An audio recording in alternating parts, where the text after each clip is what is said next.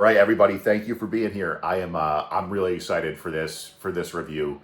I've been talking about this book. I've been saying how I've been planning to read it for a while, but I just keep pushing it because I'll get the feeling that I want to read something else, and that happens a lot to where I'll have a list. I even did a video of the books that I plan on reading for the rest of the year, and I said in that video that that's subject to change because I'll be thinking that I have something lined up. I'll have a plan for what I want to read, and then I'll be maybe halfway through the book that I'm on, and I'll start getting the itch to read something else, next.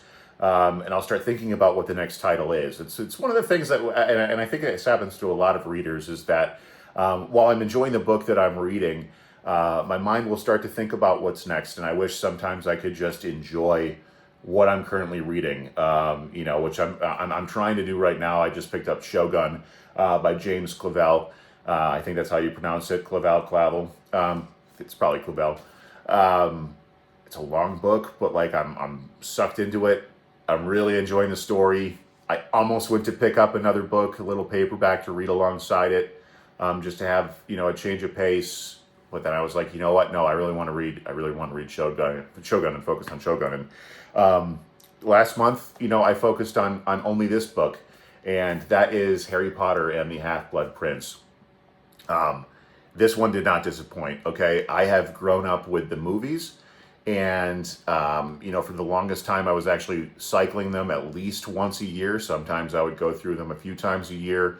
I love the Harry Potter movies. I just, if you know anything about my background, if you've been following the channel, I never was a reader until recently. I needed to find something else to do with my free time a handful of years ago, and I started reading, dabbling a little bit into reading, and then about 2 years ago, I really started committing to it, and it's been a hobby in my life that I just cannot escape and don't want to escape ever since. And I've been moving through the Harry Potter books, and this is my favorite Harry Potter movie out of the series. However, I don't know if I like it as much anymore now that I've read the book, because the book is just phenomenal. And while I love the movie and what the movie is, they left a ton out of the movie. And I know that happens with a lot of novels. You might be like, well, that's just a normal thing. You can't fit everything into a movie, and I get that. But they really missed the mark in the movie, and I understand why.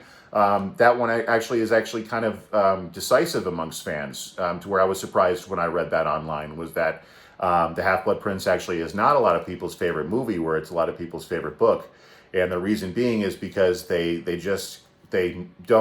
skip a whole section, like a whole portion of the book, which is essential to the storyline. They actually just don't really touch on hardly at all in the movie. And so what I want to do with this review, okay, and I'm new to this, I'm new to this channel. This is probably, I don't know, maybe my 20th video or something around there.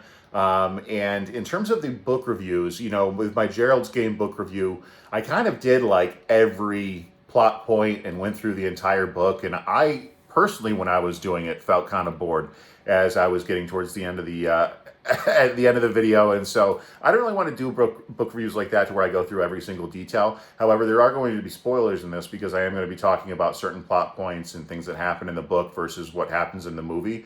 And so be prepared. If you've never even watched the movie or read the book or anything like that, you don't know anything about the story at all. I don't know why you clicked on, one of the final books of the series in terms of a book review, but just in case, I want to let you know that there are going to be some spoilers in this review.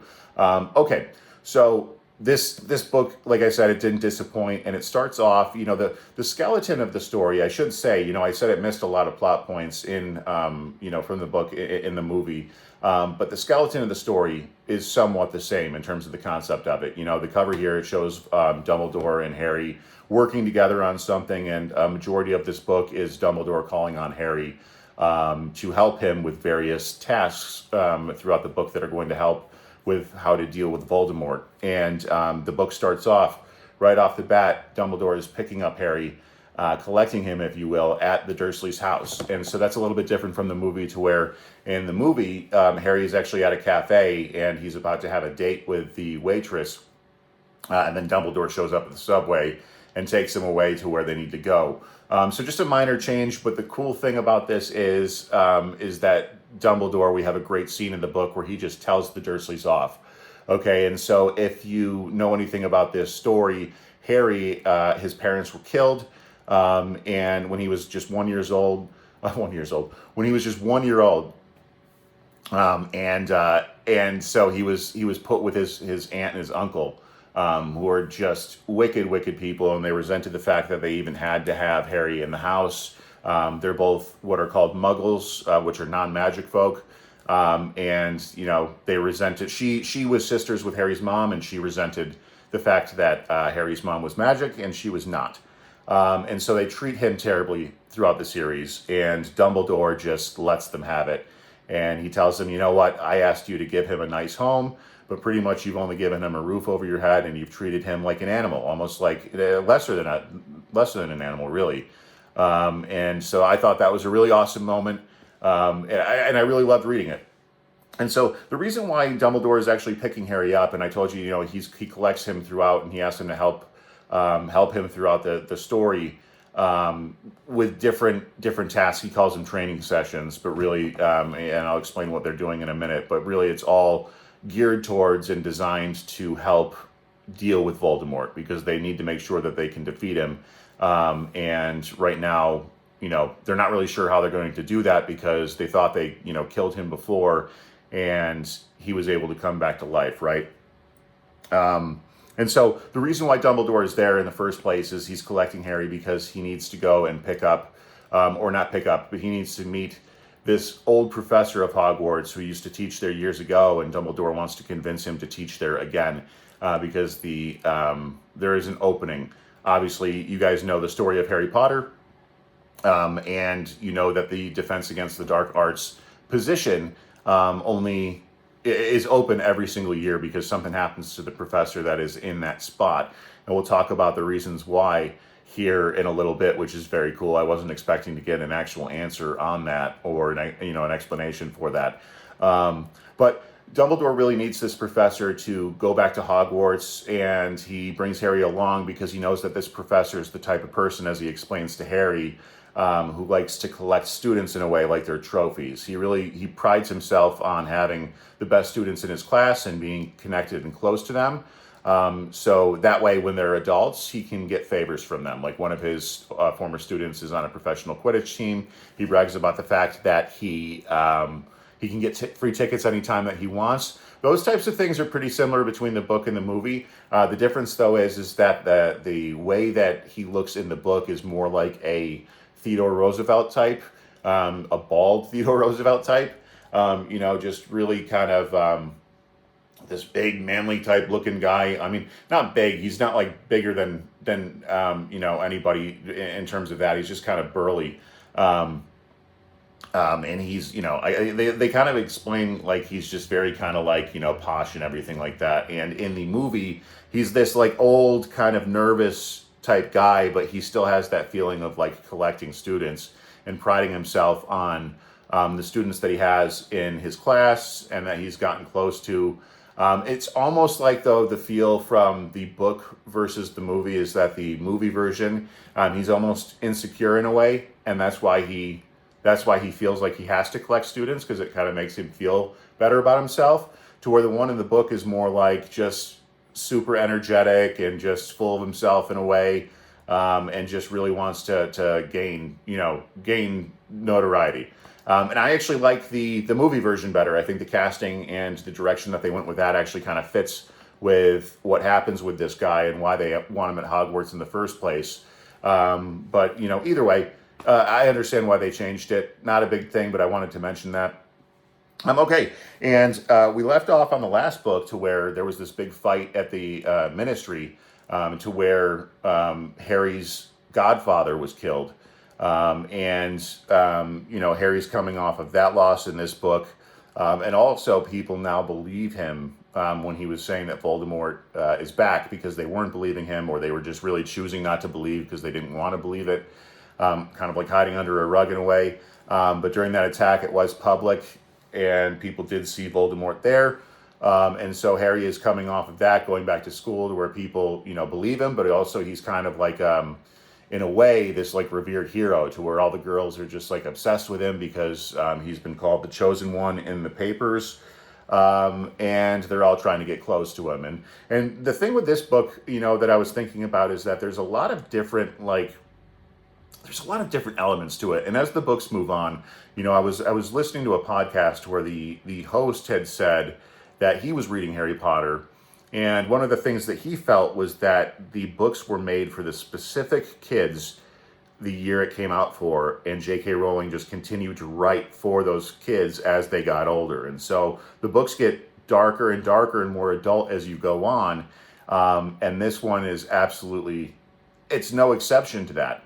And there's a lot of different themes within this book and different books kind of like within this book in a way, because you got to remember that these are students, they're teenagers, and so there's an element of, going to school and relationships and pettiness and jealousy, and you just read about what it's like to be a kid, and to deal with all of those things.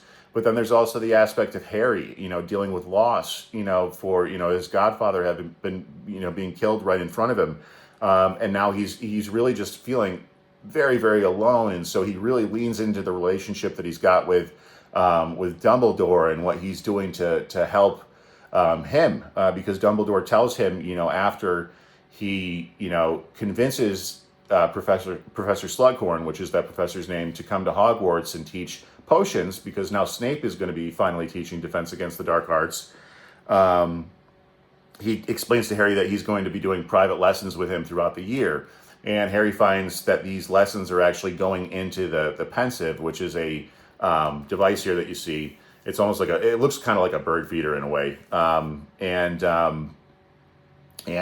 they use this in order to go and experience other people's memories, right?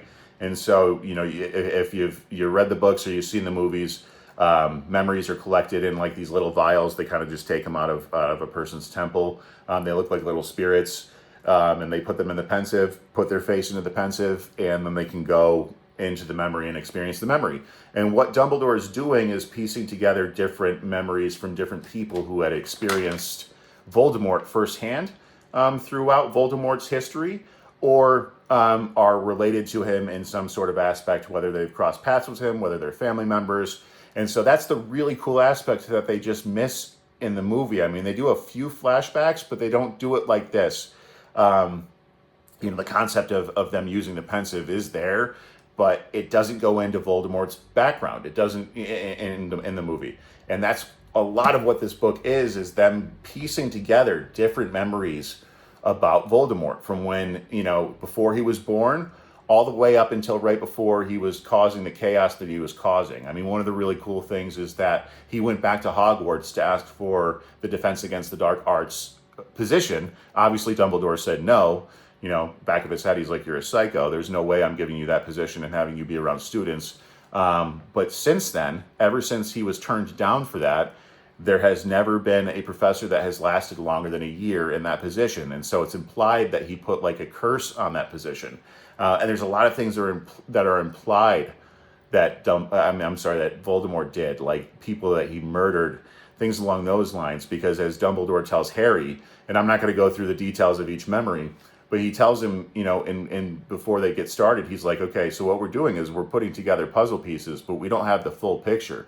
And so what we have to do is make guesses, educated guesses based on what we're seeing here on what happened. Okay, and so Harry really leans into this relationship with Dumbledore because it's almost like, aside from his friends, it's the only true adult figure that he has left in his life. I mean, he's got the Weasleys as well, but like in terms of like a mentor, this is his last person that he's got that he can feel safe with. So he really leans into that. He really leans into the fact that he is somewhat, being considered the chosen one, and he's going to be the one who has to take on Voldemort. And so he's really keeping his eyes open to things. There's a whole aspect of him thinking that Malfoy is up to something, because at the beginning of the book, they run into him at Diagon Alley, and he goes into a sketchy store. They follow him. They hear, him talking in a way that sounds like he's, a Death Eater. And based on what happened to his father, and knowing that his father's actually a Death Eater from the previous book, and, now he's in Azkaban, Harry is just convinced that Malfoy is a Death Eater now, and he's working on Voldemort's behalf, and he's up to something. So throughout the book, he's following him throughout the school. Some crazy things happen that make it seem like, yeah, Malfoy's definitely involved in something. A lot of people don't believe him. Just like when they didn't believe that Voldemort was back, it seems like nobody ever really believes Harry, and Harry always ends up being right. But he is the chosen one, right? And so, the best aspect of this book truly is the flashbacks with just learning about Voldemort and where he came from, and the fact that he actually, they say that he liked Hogwarts in a way, like he had a special place in his heart for it because of the fact that it's the only home that he ever knew. That's a cool aspect of this book. There's a whole sequence, towards the end, that they don't touch on. There's a whole battle at Hogwarts that they don't talk about at all in the movie. And I don't know if that's because the final movie, which was only 2 movies away, pretty much is just one big battle and they didn't want to take away from that. I don't know, because a lot of the same characters fight in the castle in this book that fight, in the castle in the end. But it was a very cool sequence. And the way that they described loss in that sequence is awesome, because if you don't know the story, this is going to be a big spoiler here. Snape actually, throughout the series, Harry is convinced that Snape is a bad guy. He doesn't like him. Snape obviously doesn't like Harry. He treats him terribly. He's, always finding ways to take points from Gryffindor because of Harry and putting him in detention and things along those lines. And Snape just does not like Harry, and Harry doesn't like Snape. And throughout the series, he's made that vocal. And then in this book, he makes it vocal that he thinks that Snape is in on things too. And Remus actually gets really upset with Harry about that and says, if Dumbledore trusts Snape, then I trust him. That's a sequence that happens in the movie as well. And then Dumbledore starts putting his foot down too, because Harry brings up that he thinks that Snape is in on things with Malfoy and that they're up to something on Voldemort's behalf. And, with a real firmness, Dumbledore says, nope, I trust Snape wholeheartedly, and we're not going to talk about this anymore. Well, in this book, I had mentioned that Dumbledore is calling on Harry to go back into these memories. And so they go to the final memory, which is the reason why they wanted Professor Slughorn to be in the book, is because there's a memory that Dumbledore wanted from him that he had gotten years ago, but was clearly altered by Professor Slughorn because of the contents of it. And the contents of that are that Tom Riddle, who is Voldemort, was in Slughorn's class way back when he was originally a teacher at Hogwarts.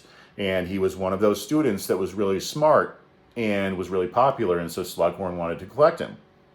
And so he was part of this thing called the Slug Club that they talk about, to where he has these parties and he invites the students that are part of the Slug Club there to dine and to network and all of that kind of stuff. And one night, the charming Tom Riddle, the Slytherin that he is talking to Professor Slughorn in a way to where he's just inquiring, I'm just curious about this thing that I came across in a dark arts book that I was confused by, Horcruxes.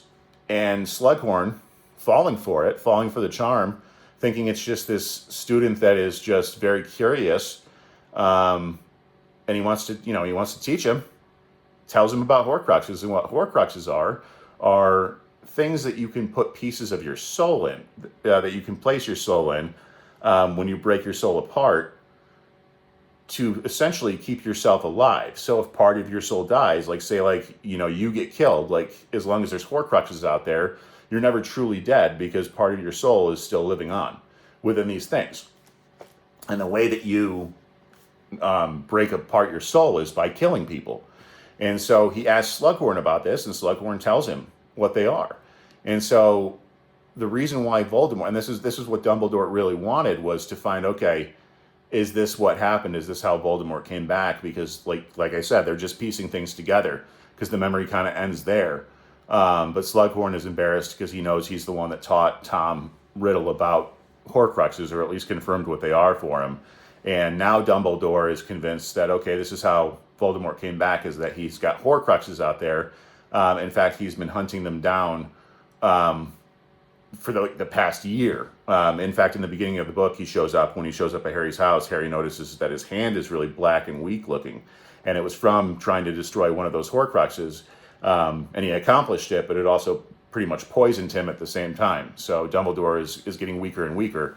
And so the final lesson that they have together is to go and find one of these Horcruxes. He brings Harry along on this journey to get one of these. And I won't go into the details of what happens, but it really, really tuckers Dumbledore out. And so when they get back to Hogwarts, they end up evaporating into the astronomy tower. And that is where they are attacked. And so Harry was right about the fact that Malfoy was up to something. He actually was at Borges and Burke's, I believe is what it's called, which is a really dark store. And there was a cabinet there that had a sister cabinet. And the sister cabinet was in Hogwarts in the room of requirement. It just needed to be fixed. And when you walk into one, you can walk out of the other. And so it was a way for him to get the Death Eaters into Hogwarts. And he was tasked by Voldemort to murder Dumbledore. And so the entire year, he's been trying to kill Dumbledore. He's been doing kind of a half-assed job. And when he confronts Dumbledore at the end, when they get there, when he kind of busts in, and there's a whole battle going on like behind them, which they completely miss in the movie.